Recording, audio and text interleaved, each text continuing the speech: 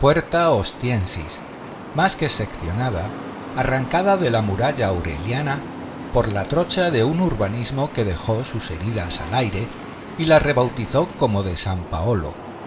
De aquí partía la vía también llamada Ostiensis, que llegaba al puerto marítimo de la antigua Roma, Ostia, 35 kilómetros al suroeste. Utilicemos la tecnomagia para sobrevolar el sitio, aunque sea unos instantes, y sin conformarnos con el espacio, sobrevolemos el tiempo. Mirad ese puerto hexagonal. Fue construido al norte de Ostia bajo mandato de Claudio, para sustituir al primitivo desembarcadero situado en la desembocadura del Tíber 4 kilómetros al sur. En el puerto de Claudio podían atracar las grandes naves llegadas de los confines del mundo conocido. ¿Veis al fondo el casco rechoncho de ese barco fenicio? ¿La borda baja del griego? ¿Las popas erguidas de las naves púnicas?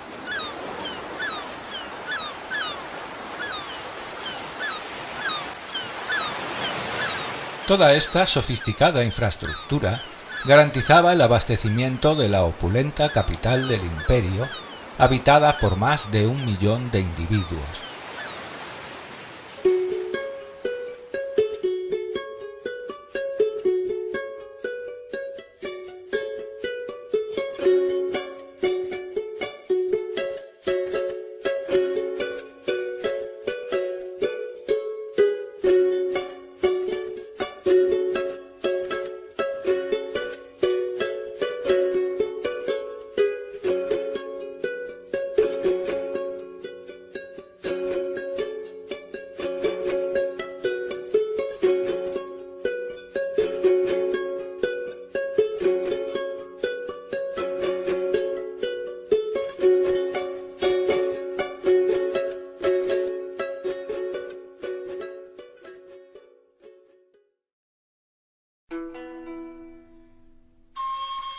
Contemplad la antigua Ostia, nacida de un simple fortín frente al mar que cerraba la entrada a Roma de los invasores por el Tíber. Contemplad la urbe que llegó a brillar más que la mismísima Pompeya, la próspera y floreciente Ostia, mimada por dioses y emperadores. ¿Veis al fondo su puerto primitivo? En esa época se descargaban los barcos mar adentro con dificultad y peligro. Ahora bajemos al suelo para deshacer el tecnohechizo. Cuando cuente 3 despertaréis. 1, 2, 3.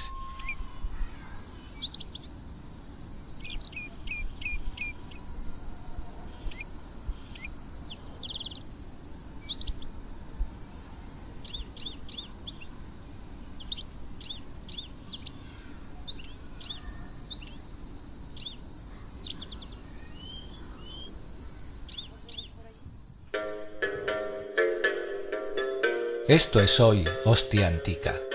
Calles y callejones que ya no llevan a ningún sitio. Edificios huecos, fuentes sin agua, estructuras sin arcos, arcos sin bóvedas. Recuerdos de abundancia, silencio de piedra rota y ladrillo. Columnas que aún no saben lo que ocurrió.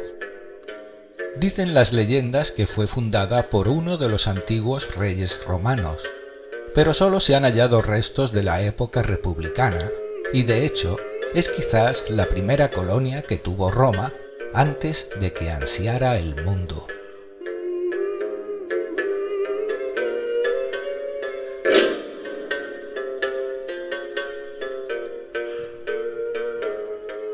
Ostia Antica. Ruinas evocadoras de aristas y roturas dulcificadas por un paisaje de pino manso y pastizal. Rincones, siempre rincones, solo rincones, de sombras estridentes, dibujando líneas que se cruzan, líneas tridimensionales como un laberinto imposible, que un día fueron casas, talleres, tumbas.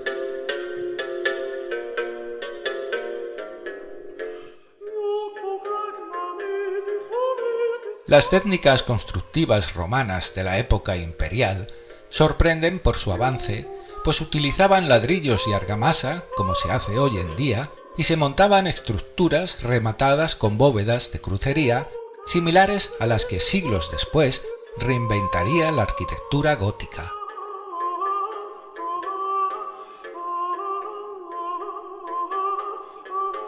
Ostia en el siglo II llegó a contar con 50.000 habitantes, si bien conviene matizar que los censos romanos nunca incluían a los extranjeros ni a los esclavos.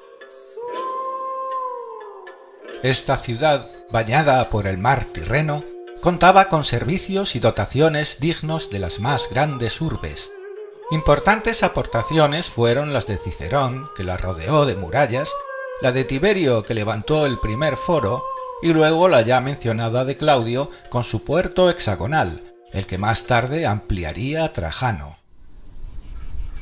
Estas ruinas me evocan momentos de convivencia apacible de carácter cosmopolita y sin pobreza extrema. Evidentemente no siempre fue así, pero llegó a lograrse alguna vez, y elijo mi sentimiento entre el resto por respeto a estos dignos derrumbes, estas bellas informidades, partes de algo, esta variedad de frágiles y valiosos escombros que dibujan templos y avenidas. Son raíces minerales, geométricas, paramétricas, asimétricas. Formas que el mes de agosto difumina, creando velos que sutilmente nos separan, como cuando se sueña un sueño.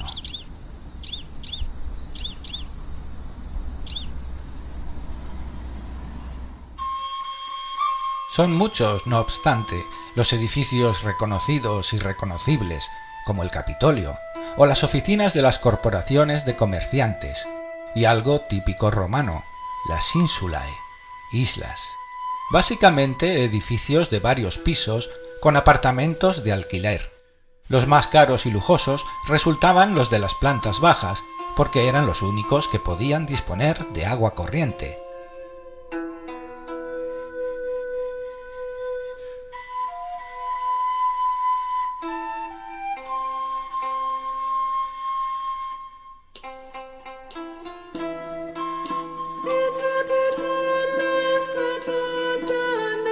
La casa llamada del larario. Los lares eran dioses protectores del hogar, y a este edificio lo llaman así porque aún puede verse el sitio que ocupaban sus representaciones en el atrio que daba acceso a un pequeño centro comercial.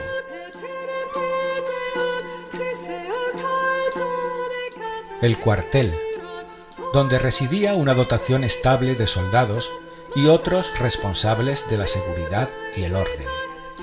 Buena paga, buena comida, camastros sin chinches y un gran patio para el ejercicio y el entreno de las armas.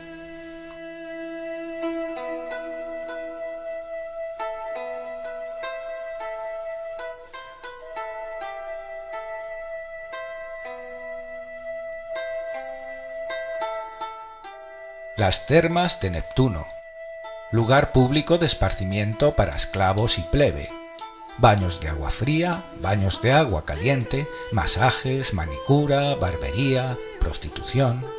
Como un spa 5 estrellas de los tiempos antiguos, pero gratis, salvo la prostitución, claro.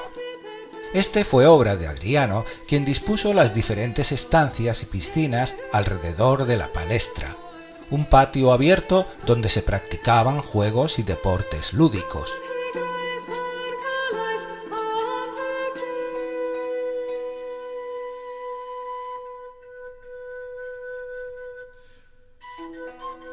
Se conservan diversos mosaicos dedicados a las divinidades del mar. En uno podemos distinguir a Neptuno empuñando su tridente, que conduce una cuadriga de hipocampos.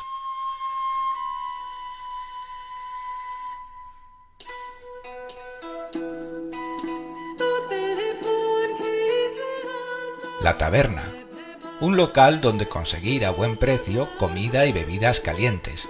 Este corresponde al siglo III después de Cristo y está casi intacto. Bajo el mostrador aún se conservan los recipientes donde se lavaba la vajilla, como se conservan estas estanterías de mármol coronadas por una pintura con motivos culinarios. Se accedía por 3 puertas y en el interior Una serie de bancos laterales permitían sentarse a la clientela. También contaba con un patio para comer al fresco y una bodega.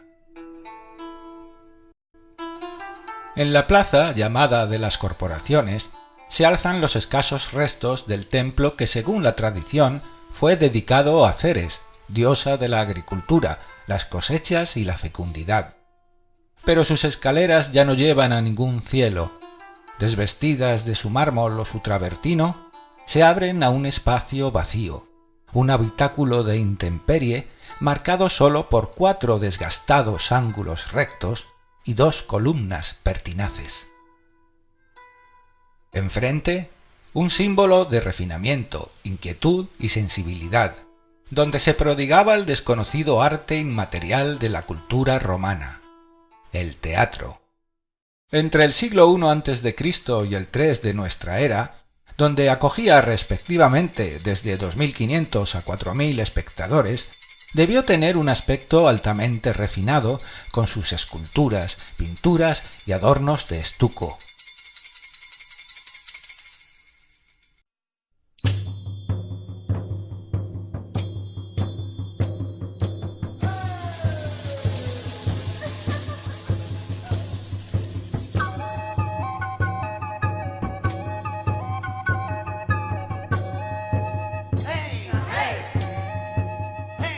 Poco queda de la antigua edificación a pesar de las apariencias, pues entre otras cosas, en 1940 se reconstruyó el graderío para albergar nuevos espectáculos. Aún así, es un lugar mágico con ecos de antiguas catarsis, nimbos de emociones durante siglos compartidas que pululan como fantasmas. Horacio, Séneca, Virgilio, Suetonio, Juvenal, músicos, actores y bailarines anónimos, arte.